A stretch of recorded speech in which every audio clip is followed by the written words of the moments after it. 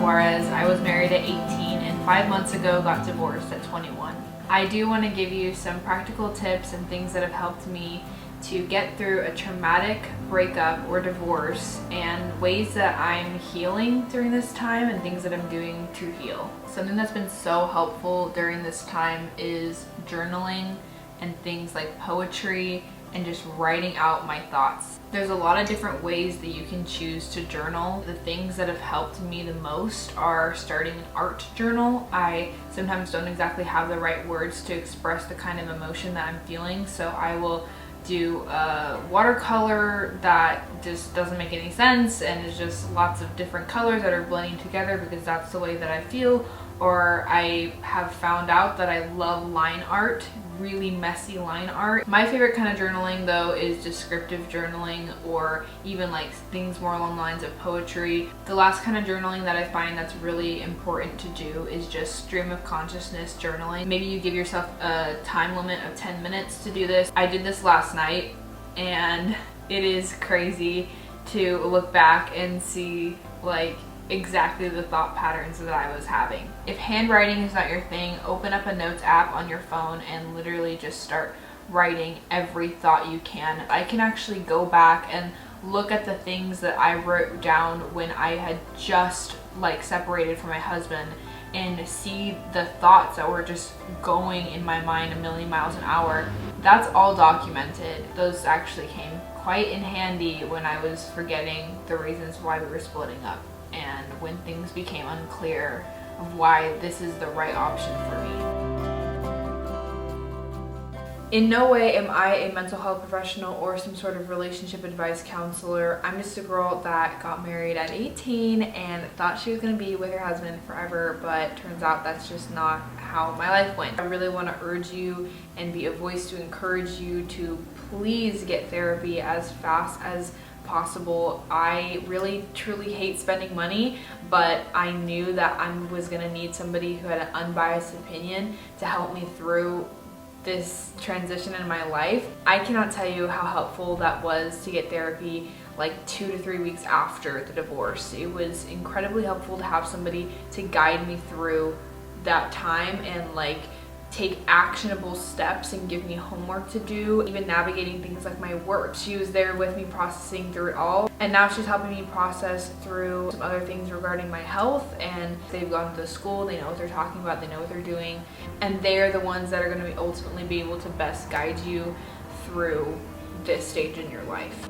Another thing that's been really very helpful is giving myself time to feel. So my therapist has really helped me realize that I have a lot of trouble when feelings come up that are hard and heartbreak comes up. I tend to run away from it, whether that's unhealthy coping mechanisms or just like calling my mom or calling somebody else and like running away from that feeling. I don't want to stay in that discomfort for very long. I mean, who would? But like, it's so important to build up distress tolerance. I highly recommend doing some research about DBT methods and also EFT methods.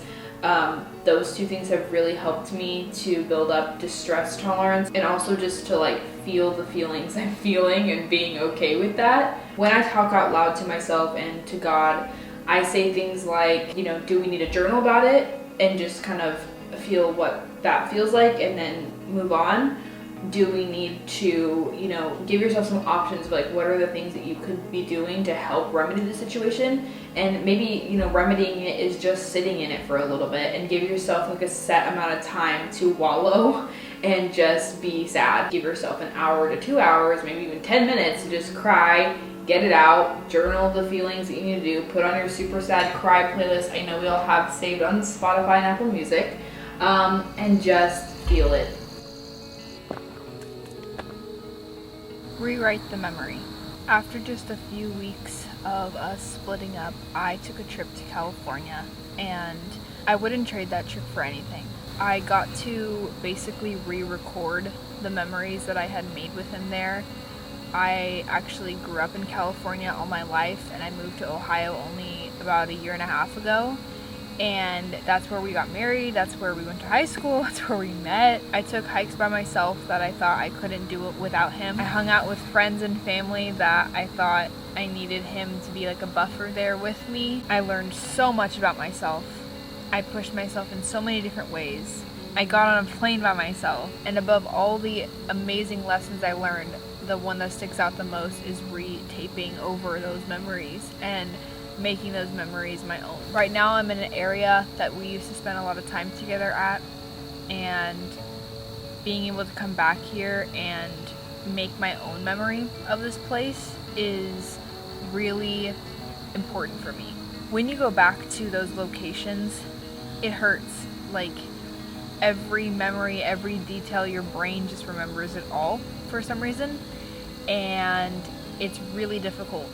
I still personally have not gone back to various restaurants, haven't listened to certain songs because I'm not even ready to like make those memories over again. The biggest thing that's helped me though to like overcome going back to those locations is bringing a friend with me or a family member, or being in a really good headspace and just going without thinking about it too much and psyching yourself out. Maybe you can make a little video for yourself and like have that as your accountability, and like say, okay, once I get to the top of that hike, I'm gonna take a video of myself, and you know, that's gonna be what holds me accountable to actually going and doing the hard thing.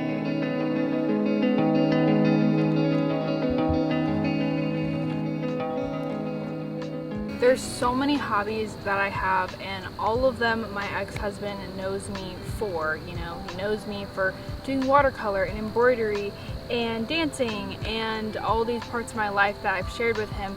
So when I do those hobbies, they don't really truly feel like mine almost, because I shared so much of that with him, and I would always show him those creations after I was done with them. And so I wanted something that was like, I learned this new skill, bonus points if you felt like you needed them to learn the skill, and now I get to just show myself, maybe my Instagram story, maybe my new friends that I'm making, my family, and this is like my new hobby. And if this person walked back into my life and saw that I like knew how to do this new skill or hobby or whatever, or maybe learned a new language, they'd be like, whoa, like who are you? Like, I don't know you, which is kind of the point. So for example, I got a skateboard off of Facebook Marketplace, and it's really crappy, it's completely banged up. But that's kind of what I wanted, because I knew I was going to be really bad at skateboarding when I first started. I really wanted one that I could mess up and fall down with and not be too attached to. I also have not been known to oil paint. I've never oil painted in any of my past relationships or my marriage, so I really want to pick up oil painting and learn that. How I see this and why I think this is so cool is that when you learn this new skill, you'll be able to walk into a new relationship one day with a whole new skill set. Now you know these new things and can share that experience with somebody new.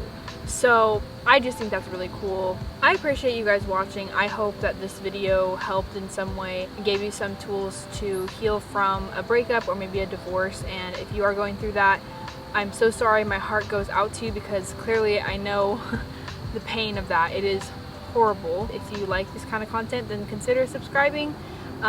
If you just want to hang around and you don't really know if you want to commit to subscribing yet, that's cool too. I totally understand. I just want to help you guys as much as possible. Thank you guys again for watching, and I will chat with you again soon.